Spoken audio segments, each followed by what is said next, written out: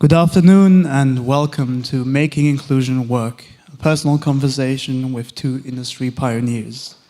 My name is Maximilian Pevesdorf. I'm 20 years old and I've been part of the communications department of the St.Gallen Symposium for the last year. It is my honor to welcome you all to this session on diversity within organizations with the Ping Economic Forum. No matter where you come from, no matter where you work and where you live, expressing yourself might never come easy. External, internal biases, disapproving environments, or personal insecurity prevents individuals from revealing their true identity. I have seen firsthand how many friends of mine have faced strong scrutiny that prevented them from expressing who they truly are, their identity, simply because they have a different sexual orientation or a different gender identity than from what society or different societies consider standard. This discrimination, let's call it for what it is, has led to ripple effects across all aspects of their life, and I've seen it firsthand. I think creating an inclusive environment is more important than ever at work, everywhere else, whatever you might do, and genuine dialogue and effective collaboration can truly only occur when one is able to share what they think and what they value. Our session today will explore cultivating diversity and inclusion within organizations, and I hope it will provide interesting insights on what openness as a value of the new generational contract means in practice and what it doesn't. I'm very happy to introduce Professor GudrunSander, Professor for Business Administration at the HSG. She focuses on diversity and inclusion, and I thank you. Thank you very much, Max.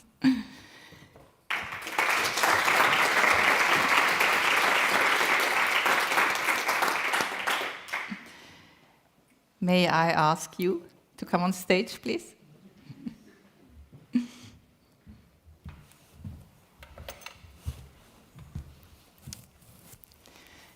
A very warm welcome also from my side. And you have already heard the topic, making inclusion work. And it's really a personal conversation we decided on. As you know, we all spend a lot of time at work. It's said to be approximately 80,000 hours in our lifetime. Therefore, it's really, really important that we have inclusive workplaces where everyone can feel that he or she belongs, that the person feels valued for what they are. And it's very important that there is psychological safety so that everyone can speak up and feel safe to speak up. It's not only the right thing to do ethically. I mean, it's not more than fair to have inclusive workplaces, but it's also a key driver for business success in the meanwhile.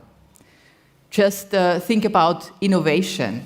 There is really a rich proof of evidence that diverse teams are more innovative, bring better solutions because they have different perspectives, and then the solutions, be it services, new products, really serve hopefully all of us and not only some groups. But also think of the labor shortage we face in several countries, especially in the Western ones. So to attract and retain talent, an inclusive workplace is key today.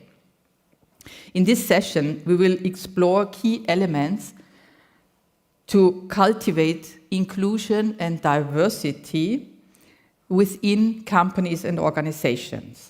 And additionally, we really want to share personal stories with you, how we experienced exclusion and fought for inclusion, or more inclusive workplaces. Before I introduce my guests here, I want to set the scene.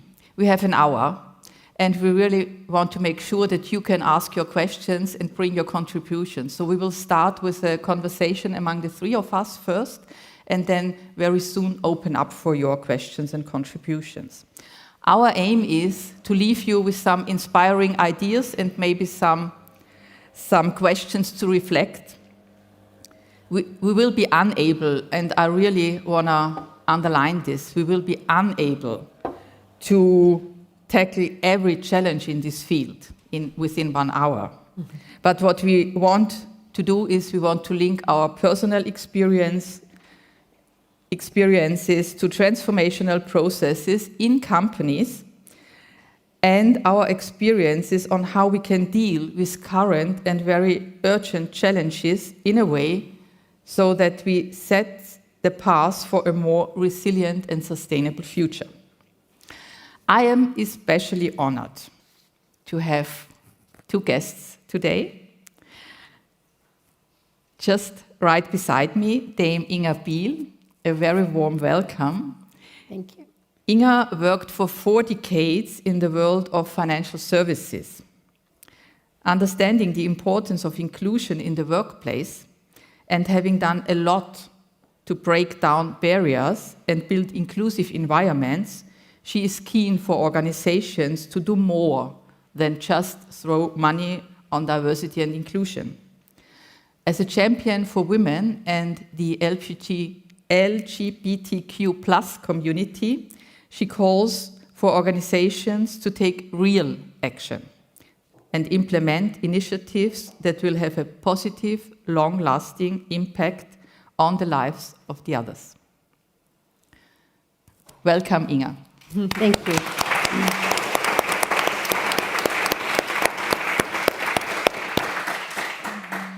And it's really great for me personally because I have seen Inga when I was much younger and she really inspired me with her speeches. Also a very warm welcome to Christina Keller. Christina is CEO of Cascade Engineering family of companies and president of Noble Polymers, a leader in circular economy solutions for the plastics industry. And she's a pioneer in the ESG space. Christina has delivered multiple TED Talks on entrepreneurship and sustainable business, and her work has been covered in Forbes, Inc. and Harvard Business Review, just to name a few. Also a warm welcome to you, Christina.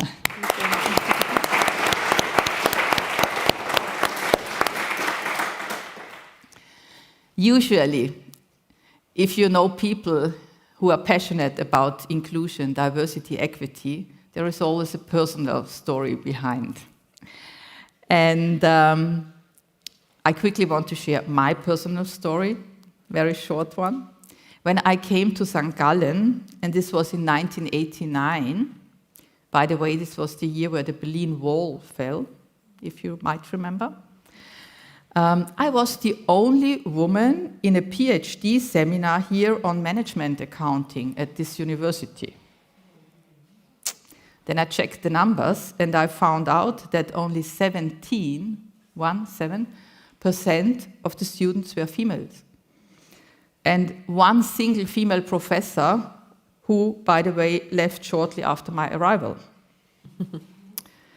And I also felt this implicit expectation that once you have children, you have to stay at home.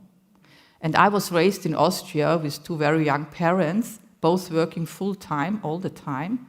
It didn't come to my mind that you could stop working when you have a family. So this different kind of looking at lives and these different perspectives then really kicked me off, and that's my small kick-off story, how I entered this field of especially gender equality in Switzerland, and it still lasts until today. I am pretty sure that you also have some personal stories to tell. How did it come that you are so passionate about inclusion? And I want to start with you, Inga, first. Thank you. And I'm actually going to go way back, even before I entered school. And I go back because this is an important aspect that at the time when I was too young to appreciate it, but later on I understood the importance of inclusion. So I was born in a small town in the UK, And I have 2 siblings, an older brother and a younger sister. My mother was Norwegian, and following some Norwegian blood, my brother and sister were born with white blonde hair. Now, my hair is grey, for those of you that can see it today, but I was born with dark brown hair, and I was the middle child, which probably also gives me a few other, perhaps, personality traits. But the important thing for me was that my brother and sister looked pretty similar with their white blonde hair. And they told me I was adopted. And despite everything my parents did to assure me that I wasn't adopted, that I was very much part of the family, they loved me, I had this feeling of being the odd one out. And this started, as I said, from a very young age. So by the time I was 5, 6, 7, I was feeling angry and rejected. And that anger stayed with me, I realized, for many, many, many, many years, and particularly through my teenage years when I should have been studying hard. I was a bit of a rebel. I didn't study hard. I was always getting into trouble. And it even went through into my work life. And I look back at that and I think, well, if that's the impact, not feeling part of the club, not feeling part of the team, the gang, if that's the impact it has on people, just think about the workplace. Now, we know there's statistics talking about the more engaged your employees are, the more productive the company is. And it's absolutely true, because if you feel part of things at work, you will be more productive, you will be much more innovative, because you'll be working together as a team. If you're feeling slightly outside, not feeling included, you can have all sorts of emotions coming up that can stay with you for years. So that was my preschool life. When I started the world of work, a few years earlier than you, Gudrun, I started in the city of London, so in the heart of this financial district of London. And I wanted to get away from my small hometown. I guess I just wanted to go to the bright city lights of London. And I happened to end up in insurance. I started at university, but I stopped after even one semester because I got bored and fed up. But I so didn't want to go home, I ended up in insurance. And I didn't really know anything about the world of insurance or reinsurance as it was then, and I became a trainee underwriter. And then I had another type of exclusion. I was the only female out of 35 underwriters, so 34 men and me. And in those days in the City of London, it was a big trading environment, face-to-face negotiations, so we were all sitting in a very open plan environment. So it was very obvious I was the only woman. So then again, I started to feel very different and excluded. And in those days, what I did to combat that was behave like the men. Right, so I just became like one of the men. I could drink as many pints of beer as the men could, easily. But then something happened, a very sexist thing happened at work, and I decided I just had enough. And I actually walked out of my job after about 9 years and said, I can't work in this sector, it's so chauvinistic. So off I went traveling. And on my year alone, backpacking around the world, I had to get a job at some time, and I managed to get a job in an office in Sydney, Australia, and there I met my first female boss. And then I realized something else that stayed with me, the power of role models, because I had no role models when I started working in the 80s as female role models. So I thought she was the boss. I said, wow, women can actually, they can get on in life. So when I came back after my traveling, I said, I'm going to go in and I'm going to go back. And I think I can now make it in this world. So my old boss employed me back, and things were going pretty well. And then another phase of my life started. I started dating women. So wow, then that had to stay nicely in the closet because I didn't want to be different yet again. So then I lived a pretend life of not really being out. And you heard from the first speaker on the stage, when you're trying to be something that you're not, year after year after year, and trying to fit in, that wears away at you. And eventually it wore away at me and wore away at me that I then came out after many years. And then I was happily out as part of the LGBT community. That relationship ended after 12 years. I was then met a man, I'm married to a man, and now I've got another label of bisexual, which then is another reason to be excluded from some of the groups that are part of the LGBT, etc. So throughout my life, I had all these experiences. So when I've been a CEO, I've understood a lot of these things about not feeling in a safe space at work, or not being fully valued or respected, or being a bit cautious about what you might say. I've experienced it all myself, which is why when I got to particularly be the CEO of Lloyd's, which was something, uncovering a whole different world, I became so passionate about this topic. So that is a little bit about my story. Thank you. Thank you very much, Inga. And I'm pretty sure, Christina, you have similar stories. Well, of course, different stories, but also stories where the passion comes from. So I was born and raised in Michigan, so I'm from the US, and I'm actually from a family of entrepreneurs. So my father was an entrepreneur, my grandfather was an entrepreneur, my uncle was an entrepreneur, and really raised as to be a steward of our financial resources. And when I thought about diversity as I was growing up, I thought it was, our family had wealth, and there were people that did not have wealth, and we needed to be a steward of those resources for folks. And then as I continued to grow in my journey, I started to realize that there were cultural differences. So being from the Midwest, we were a very small town. My mother unfortunately passed away when I was 7. And my father got remarried, and my stepmother was from New York City.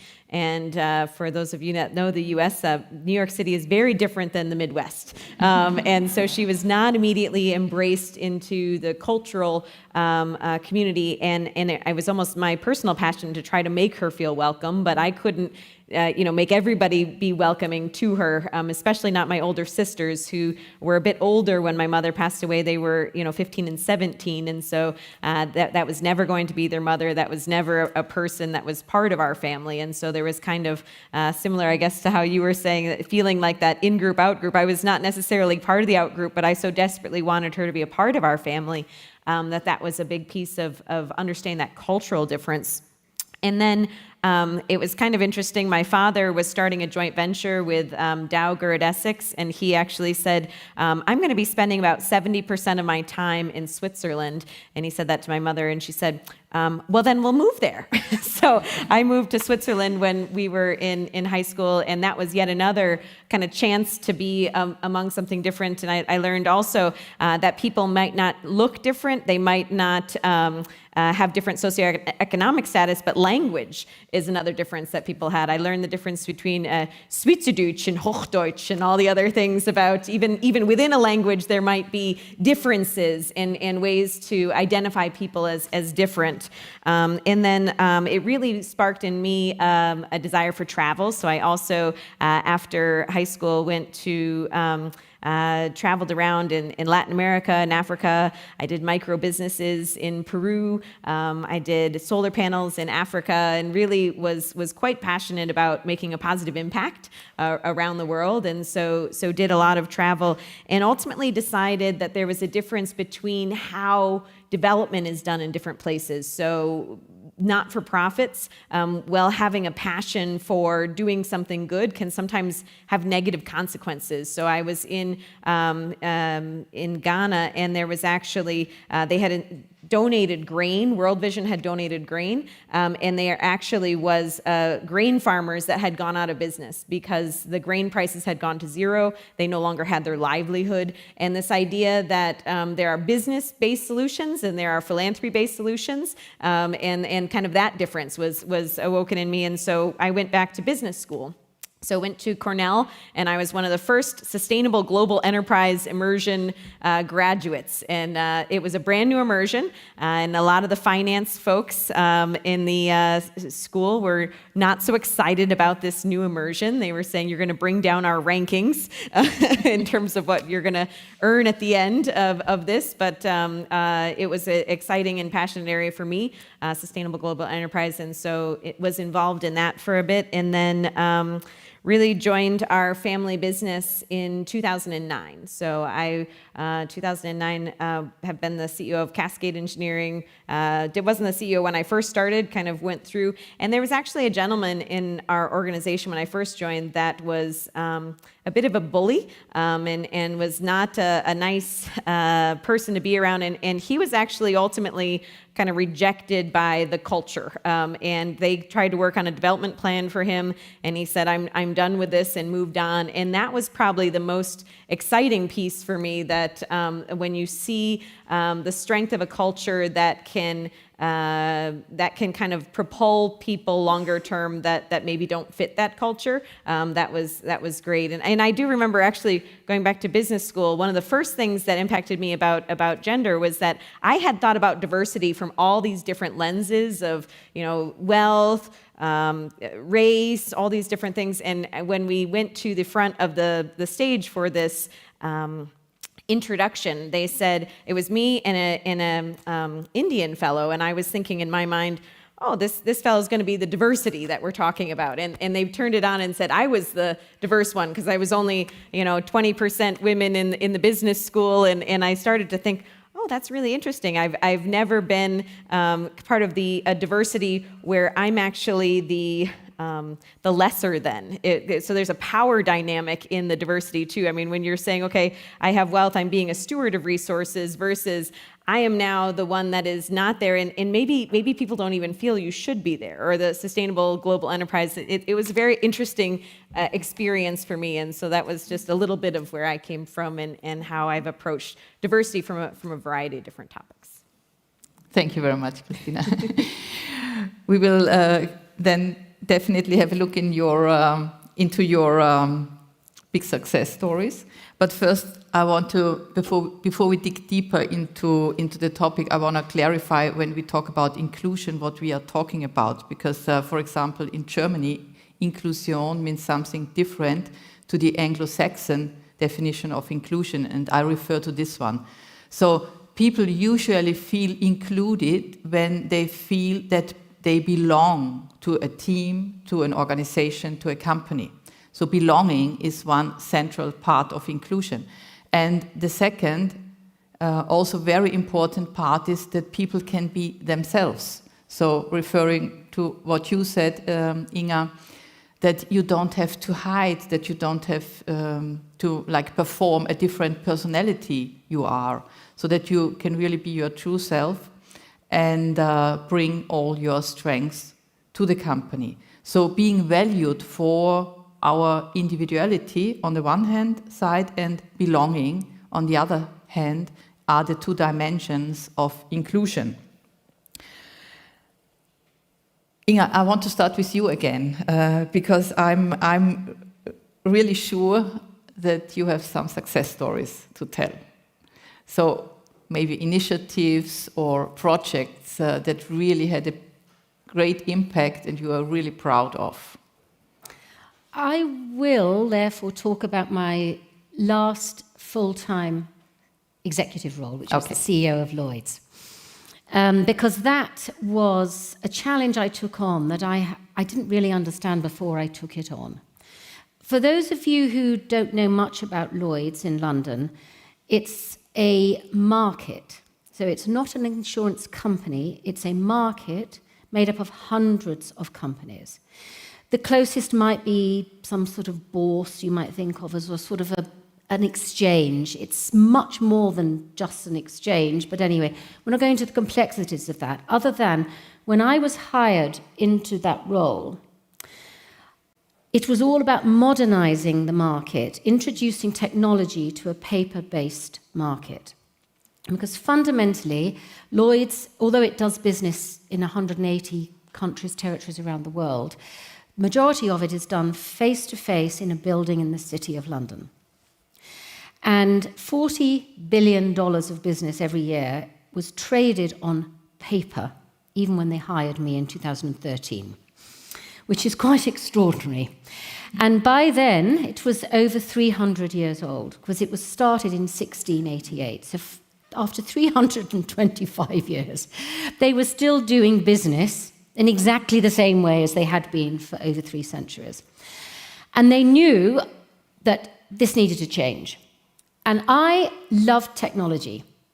When I had one of my roles in the US, the first role in the US, it was all about introducing new technology. So I'd done lots of change and transformation in my career. And I was very excited about this because they'd chosen me to do this technology implementation in this market, to get rid of all of this paper. And just in the ecosystem around the building in London, there are about 30,000 people who work around the market, and 8,000 people met every single day, brokers and underwriters negotiating deals on paper. So very, very physical, 8,000. And I thought, I can do this. I've done it before. I've done it on global scale. So in I come, and then then I realized, wow, they've spent millions and millions before trying to do this, and several CEOs have lost their jobs because of it and because they haven't succeeded. And there was a wall of resistance that I could not quite work out. And I was fascinated because you would meet somebody who was 6 months out of university. They just started. They lived their life on this. They might have even got the job because they applied via their mobile device. But there they were, happy to fit into an environment where they could photocopy pieces of paper all day and enter it into a system. And this didn't matter. And I couldn't work out what was going on, why the young generation that were coming in weren't changing things. And then I realized the power of this culture at work. The culture meant that if you were different, if you spoke up or challenged anything, you were either rejected or you took yourself out because you couldn't cope with it.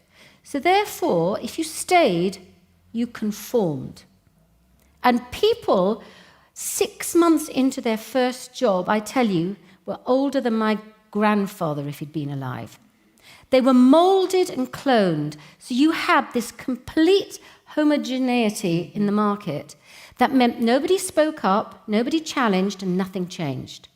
And that was when I realized, the sort of bell went off. I thought, I've got to have diversity here because nothing new is coming up, and anyone new or different who wants to change anything is basically forced out.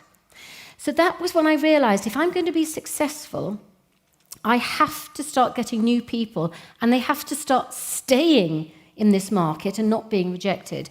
So you might have guessed, I didn't come up through a wonderful academic route. I didn't finish my studies when I was at school. I didn't finish my university degree.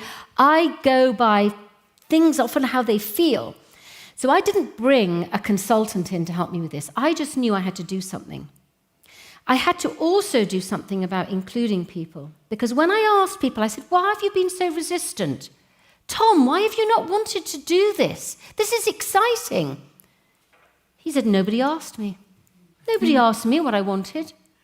So nobody had been included. So even if they were all going to give one homogeneous voice, maybe you might have heard some different voices if you'd actually asked them. But they hadn't. They'd done it in a very traditional, hierarchical way where they'd been the central team building everything and telling people what to do. So complete rejection and millions wasted. So I started to do some things. I started to talk about it. And because it's a market, I would gather the CEOs of the hundreds of companies together probably every 6 weeks in a physical, huge room, hundreds of them, all male. I think there might have been one female CEO, but otherwise they were all men. And I would gather them and I started to say, and this was coming from here. I didn't have, a consultant. I didn't have a nice academic who'd studied this and told me what to do. I stood up and I said, why am I looking out at a sea of white faces? I said, why are there no senior women in leadership roles? Why, if I mention gay, lesbian, bisexual, transgender, do you all bow your heads and almost sort of giggle in embarrassment? I said, this isn't good enough. Where's the diversity? Now, you can just imagine, I was the first female CEO of Lloyd's ever in over 3 centuries. Not only this, I was now this freaky woman talking about things that up until then had been completely and utterly taboo topics. Silence. Now, I wasn't using the words, but they were feeling I was telling them they were homophobic, they were goddamn racist, and boy, were they sexist. As I said, I didn't use those words, but that's how they were feeling. So this was how it started, and my goodness, it was exhausting for me, but I knew somehow I needed to do this. And what happened was this sort of grassroots, ground-up movement, because, of course, it's a market with thousands of people, and so they all started chattering. And there were lots of negative comments. I mean, huge negative comments about me. But there was also chatter going on, and people saying, wow, maybe something's going to be different. Mm-hmm. So they came to me and they said, can we start an employee resource group? And I said, of course. Doesn't cost that much money, but we'll allow you to do it. And these employee resource groups popped up. And they started doing things and starting having conversations. And then from there, it just grew and grew. And then I started to realize I've got to get serious about this, because I realized I couldn't do the transformation. I couldn't do this change if I didn't change the culture and have new people coming in, being heard, and having new ideas. And I could talk about this for hours, but I need to shorten this a little bit. But I'm going to just give you one story, because it's not just about the color of your skin, your gender, your sexual orientation. It's not that. There is something much bigger than this. And one of the things we did after a few years, we launched what we called the Innovation Lab at Lloyd's, the Lloyd's Innovation Lab, because I realized we needed to get different people in. Now, there was a very strict dress code in that building in Lloyd's. The men, you weren't even allowed to take your jacket off. You had to wear a suit and tie, no brown shoes, and you did not remove your jacket. It didn't matter how hot it was. Now, Innovation Lab, innovation usually means people wearing different clothes, right? So there was a big debate, because I said, I want this lab in the building where everyone can see it. And they said, well, what are we going to do? They're not allowed in jeans and T-shirts. Perhaps we have to make a secluded area. And there were about 6 different lifts, so tell them they can come in this lift, come up, and then perhaps run across the corridor and go away. I said, no. They're going to be allowed to walk in their jeans and T-shirts. And that is something, again, about inclusion and diversity that you don't necessarily understand until you start having these discussions. And that was how we managed to get different people to come and stay, because they could wear different clothes, they could look different, they could speak differently, and we wanted to hear their voices, and we started to include them. Great, it's such a great story, you know.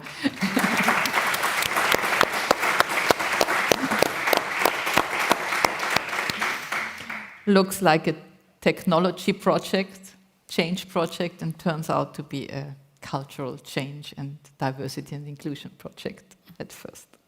Thank you so much for sharing, Inga. Christina, what are your success stories? Or at least one. So in the US today, there are about 2.2 million people behind bars.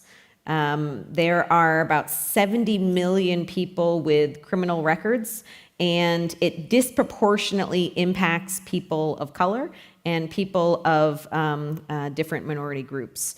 And as a result, it is very difficult, and there are very real barriers that people face getting employment with a criminal background. The recidivism rate is in the high 80% of people going back to prison after they have left. And when you dig into it, a big piece is people might come out without an identification. If they don't have an identification, how do they get a house? If they don't have a house, how do they put an address in for a job application? If they have a job application and it has, a check a box if you have a former felony or you have a criminal record, they're going to be screened out. It's technically illegal to screen people out, but it happens statistically. They're showing very, very often. And so Cascade Engineering was, we started a program. It started out actually as a welfare to career program, and it turned out to be a returning citizens program. And it was really walking alongside people who have barriers and knocking down those barriers one by one, and so they can have gainful employment and then continue to progress throughout the organization. So we have hired over 100 former felons that have gone on. I can tell a million stories of the different folks and just how impactful it has been for their lives. One of them, Jahan McKinley, has actually given a talk about transitional rebirth, and he was talking about he did something in his teens that he was not proud of, but he was actually more in the wrong place at the wrong time, but it's not either here or there. So when he came out of prison, he was in his 30s, and this was his first job. And he started out on the production floor and moved through the organization. He's now working at GE Aviation. And has a major role in their lean manufacturing division, and he started out at Cascade. We were one of the first ones in West Michigan, and now there are over 100 companies that have done the effort to move the box, which is moving the box from the beginning of the application process to a final screening once you have handed the offer letter. Now we've actually changed the recidivism rate in West Michigan down into the 60s from the high 80s. So it's in the right projection, in the right direction, but it's still lots of work to do. And part of it is around wrapping services. So we actually have a social worker on site. So if things are coming up that are bigger issues than what our HR can handle, we can refer those to the social worker.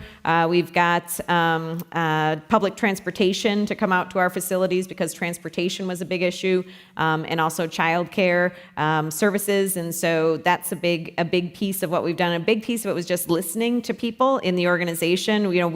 Manufacturing ranks dead last in terms of what high schoolers want to go into. It's not a field that is exciting like finance or technology.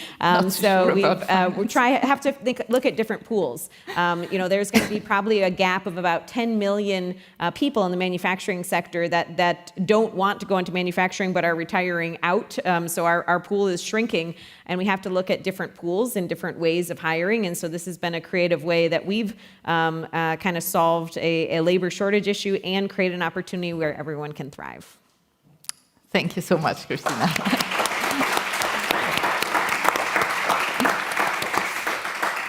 It's a very impressive story, really.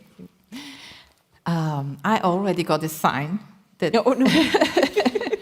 we could talk for hours, but I really want to open up for your questions and contributions at that point. Do we have a mic? Yeah. Is there a question? Yeah, Björn. Inga, what influence did... I think we just want the microphone, Björn, so that everyone behind can also Inga, hear. what influence did playing rugby have on your career? Oh, yes. I didn't mention that, but when I was in the first decade of my career, when I was in this all-male environment, I found that sport was actually probably the thing that kept me going.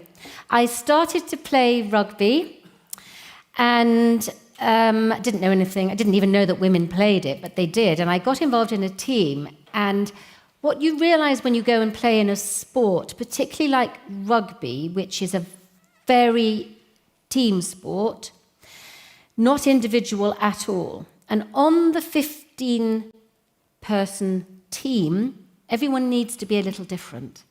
You've got to have very big, tall, strong people. You've got to have short, maybe slightly chubbier people.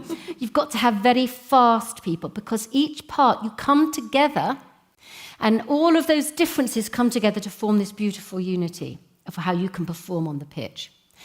Now, the other thing about playing sport I found was that nobody cared about what you did at work. Nobody cared about your background.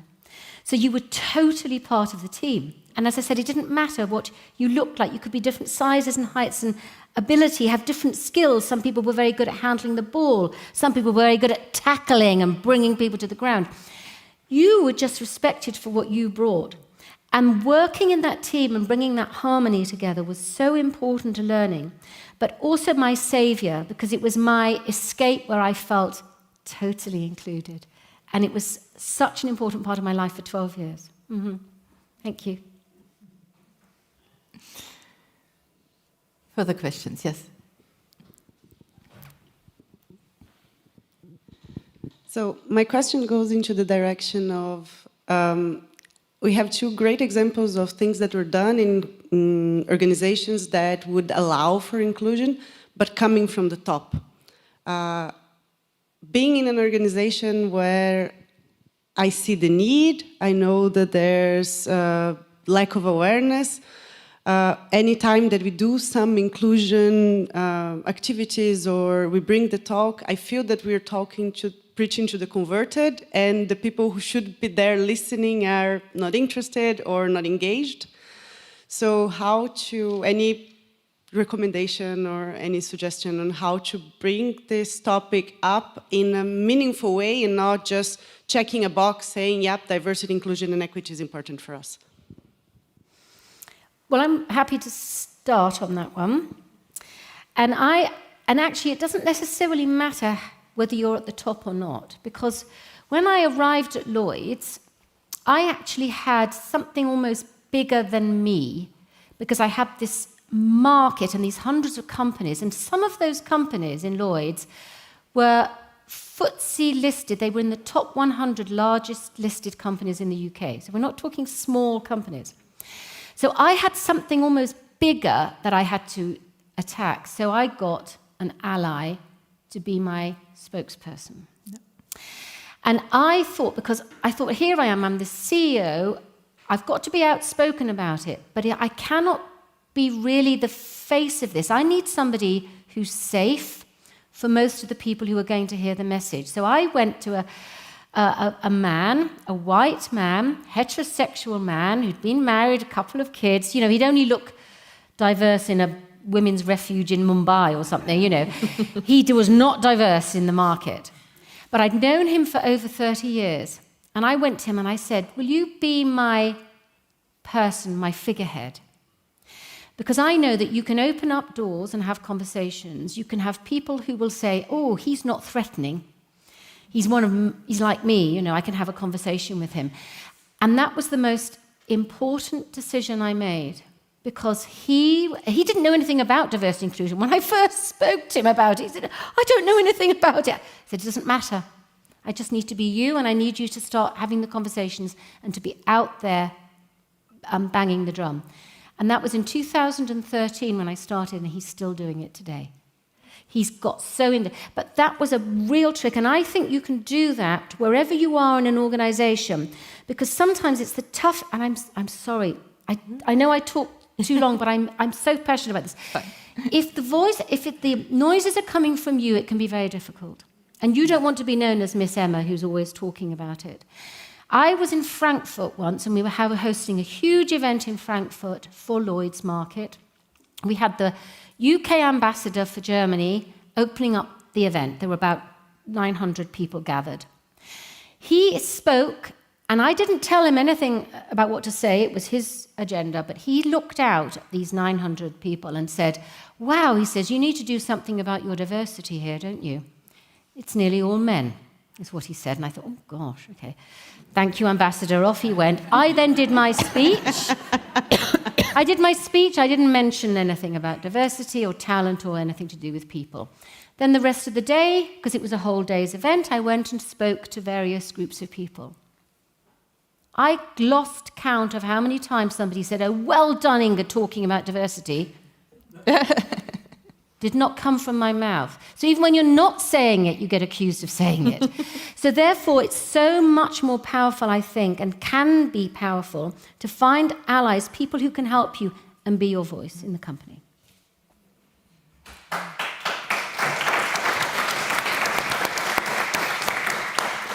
Anything you want to add? I think that's absolutely right. I think from our perspective, the Welfare to Career program actually came from somebody deeper within the organization that had that idea. And almost every good idea we've had has come from somebody in the organization. It's not come from the top, but it is getting somebody to listen. And maybe that listening comes from somebody who looks like that person from the top that can have that conversation. But realistically, that organization is missing out on innovation if they're not listening to everyone's voice. And so just keep having the voice and finding the right connections to make it a wave where people can't ignore it. There is another question over there, too.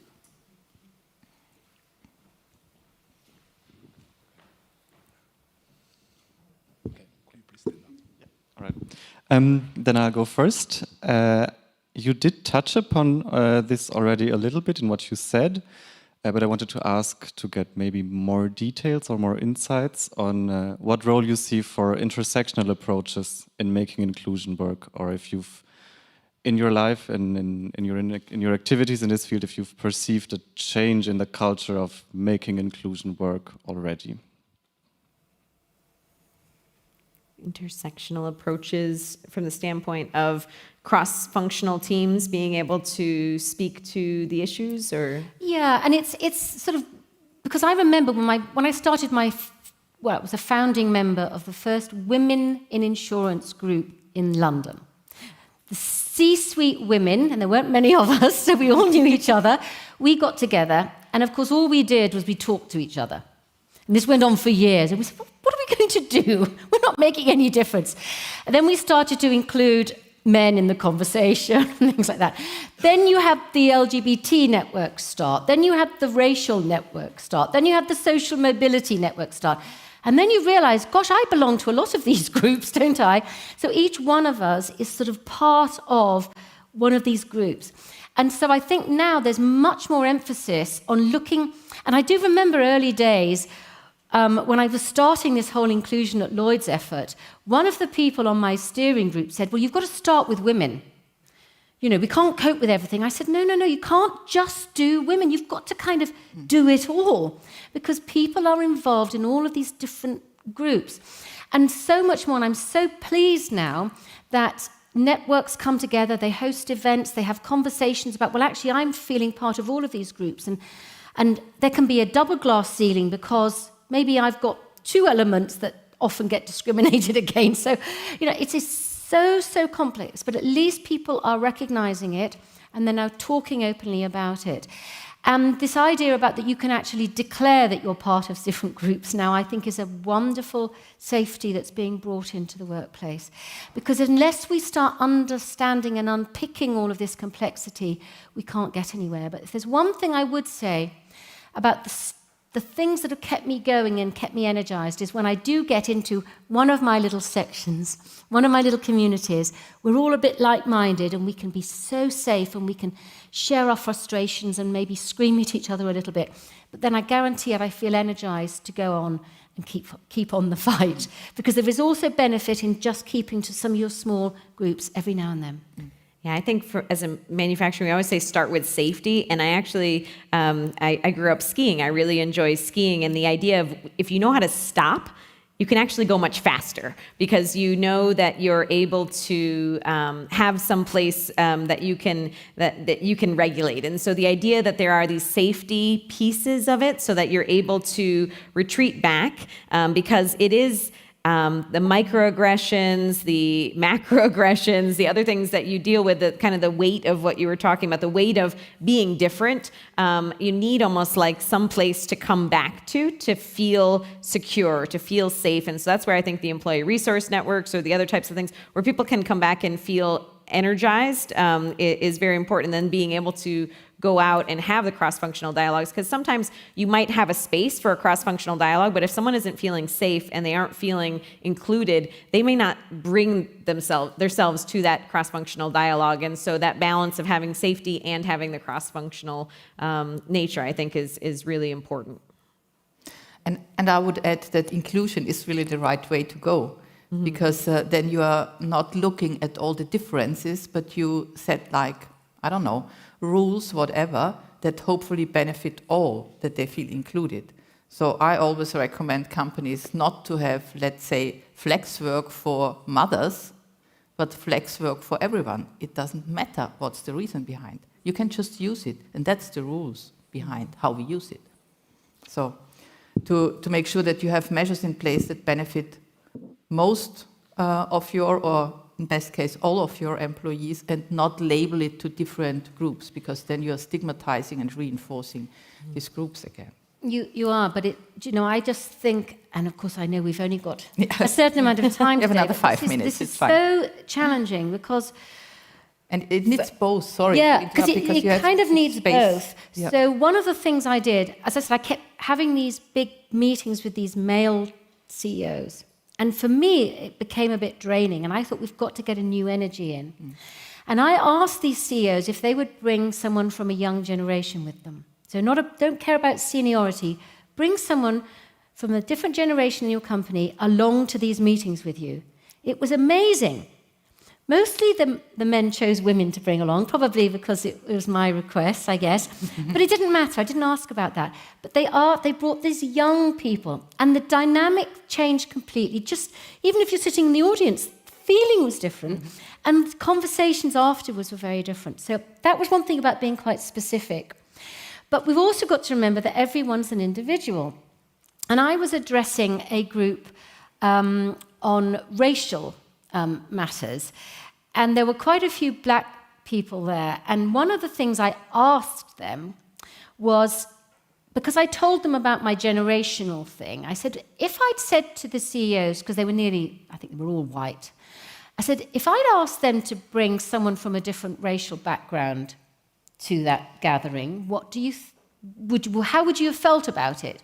One of the black guys said, not on your life. You cannot get me to go to that meeting because of the color of my face. Another black guy says, yes, please, I would love the opportunity to be exposed.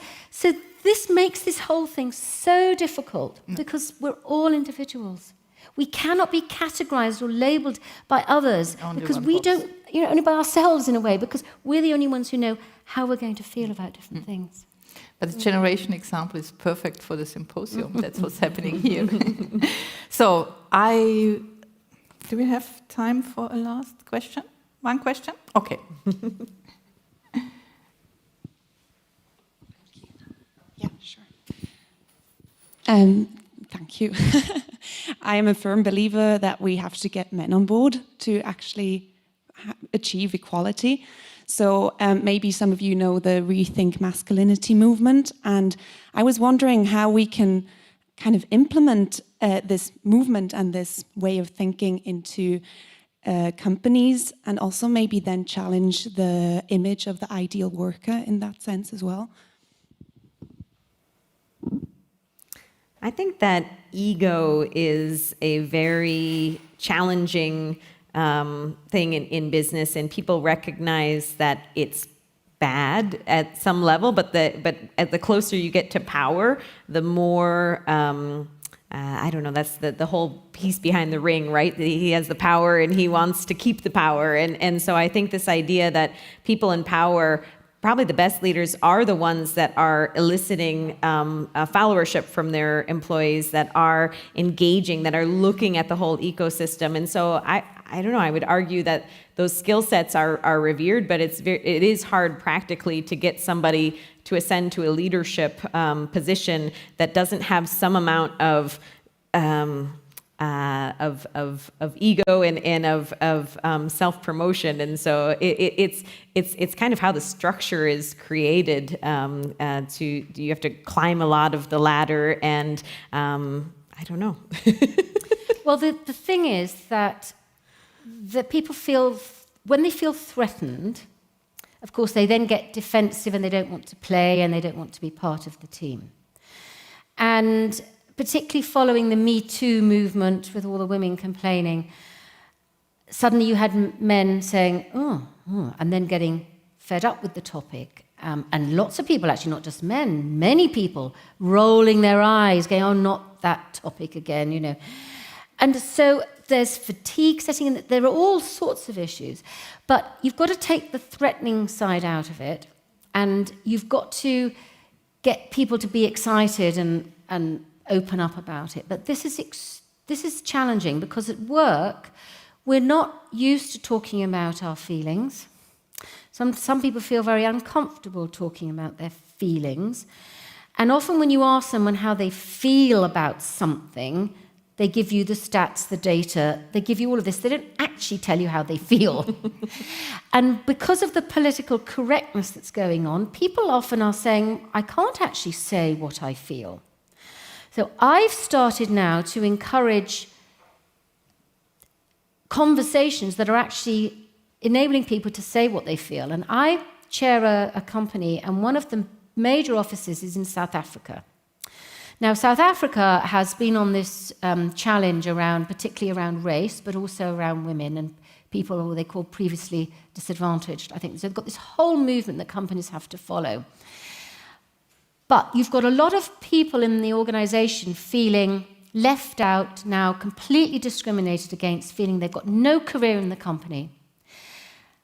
We can't hear their voices. We're almost not allowed to hear them. So when I went to South Africa, I asked to set up groups of conversations, for me to have groups of people who were all fundamentally the same, because it was the only way I could get them to pour out how they were really feeling, because they felt they couldn't speak about it otherwise. Somehow we've got to enable that to get this, whatever it is about this masculinity, renewing it, ready, because we're not allowing people to let off steam, to air their frustration, and we have to kind of let them do that before you can start creating the positivity. So somehow, I'm not a CEO anymore. It's an enormous challenge ahead, but it is possible if we want to do it. And if you made these steps, then probably you have some new role models, and then the spiral goes on in a positive direction, maybe. There is, I think, a last comment, or do you have a question? Just a question. Maybe also for you, Gudrun. So we see a lot of women... Can we just wait for the mic? Sorry. Yep. Thanks.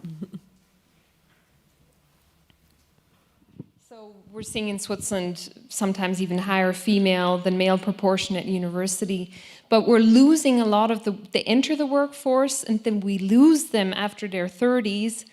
And when they re-enter, they often aren't given leadership position because they're missing the experience. So it's kind of a self-perpetuating cycle. What do you see, or what does research say are the most important barriers that we can integrate these women? Because we're losing the generation between 30 and 45 often. I mean, executive search as well, so we see that. Yeah, that's a very big problem in Switzerland, to be honest.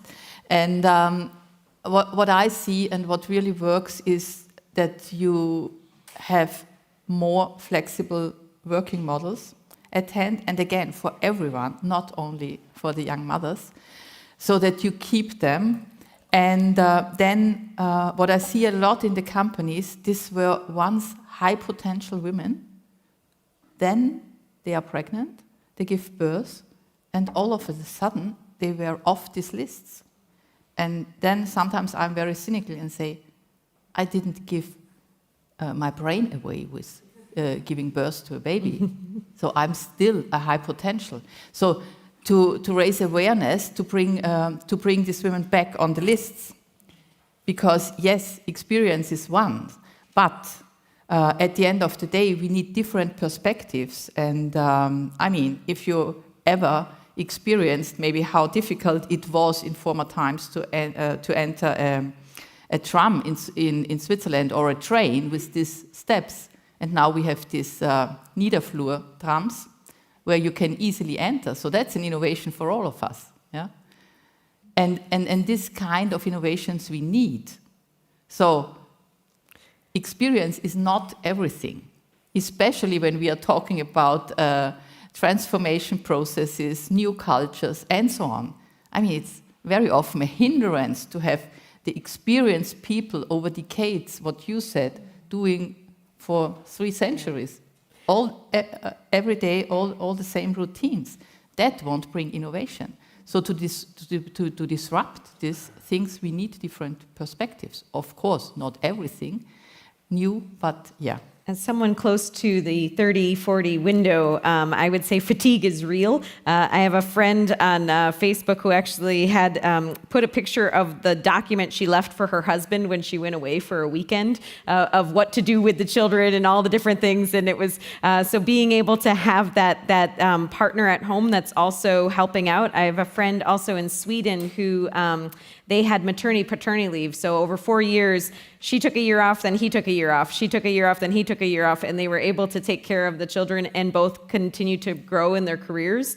I think that's a really big thing, but the fatigue is real, and making sure to manage. I've also learned to manage your energy, not only your time. So what are those things that fill you up, and making sure that you bring those into your schedule so that you can kind of push through the, because there's just, I remember having a conversation with my husband, there's more to do than either of us can accomplish. So it's not like an either or, it's like a both and.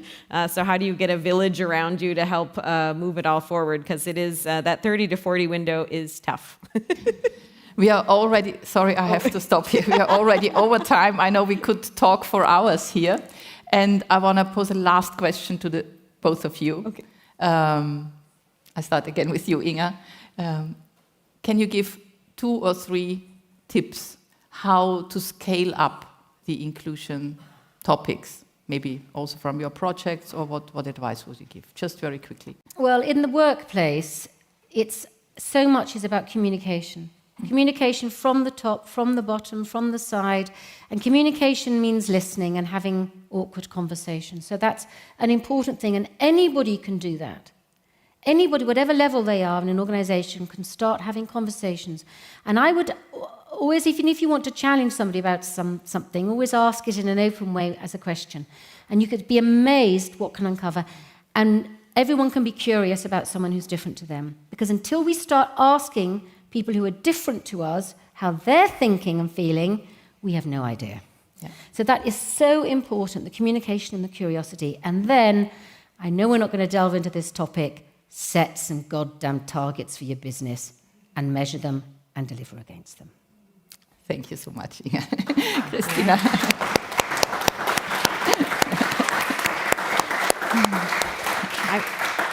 I guess my 2 would be cultivating safety, so a place where people can feel safe, and then cultivating challenge, and recognizing that in order to have that challenging environment, you have to have a place where people can feel safe as well. So kind of that balance of challenging the culture, but also giving people a place to retreat and be safe. Thank you so much.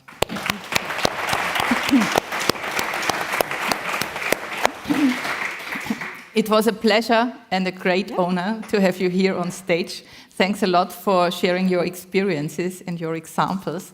And what's next on the agenda? We have now a break, and then at 5:45 we continue in the aula with the Global Insights from the Next Generation, the Global Essay Competition 2023 Award Ceremony. Have a nice break. Thank you. Thank you.